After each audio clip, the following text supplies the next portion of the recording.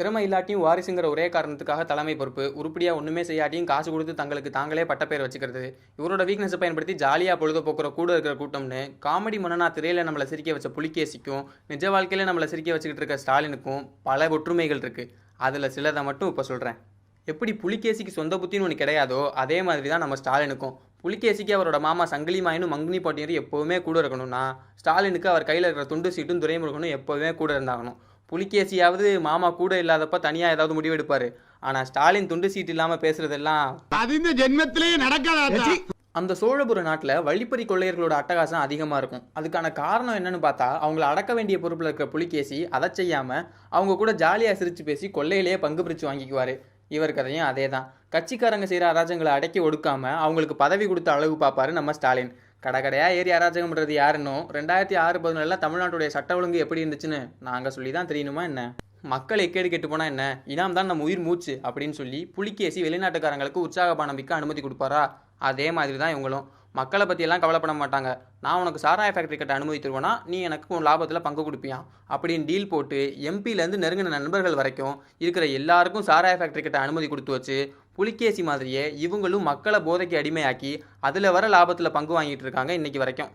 ஊருக்குள்ளே இருக்கிற சாதி சண்டையை சமாதானம் பேசி தீர்த்து வைப்பாருன்னு பார்த்தா, அவங்க சண்டை போட மைதானம் கட்டி விட்டு வேடிக்கை பார்க்குறது மட்டும் இல்லாமல் அவங்க கிட்ட இருந்தே மைதானத்துக்கு வரியும் வசூல் செய்வார் புலிகேசி. அதே மாதிரி தான் நம்ம ஸ்டாலினும். சாதியை ஒழிப்போம்னு சொல்லுவாரே தவிர அதுக்காக எதுவுமே செய்ய மாட்டார். ஏன்னா தேர்தல் நேரத்தில் ஓட்டு வாங்க முடியாதே. விக்கிரவாண்டியில் இடைத்தேர்தல் அறிவித்த உடனே வன்னியர் மக்களுக்கு உள் இடஒதுக்கீடுன்னு ஸ்டாலின் அறிவிச்சதுக்கும் சண்டை போடுறவங்களுக்கு புலிகேசியே மைதானம் கட்டி விடுறதுக்கும் எந்த பெரிய வித்தியாசமுமே இல்லை.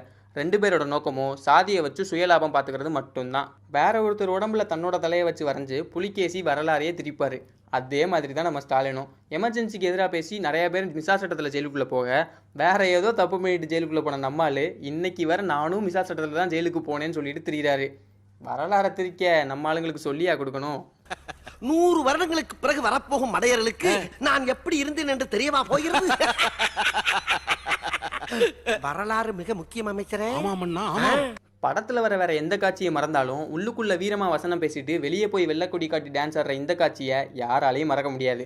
ஸ்டாலினும் இதே மாதிரி பல பல்டிகள் அடிச்சிருக்காரு. 370 சட்டப்பிரிவை நீக்கினது தப்பு, என்ஐஏ சட்டம் கொண்டு வரது தப்புன்னு வீராப்பா அறிக்கையெல்லாம் விடுவார்.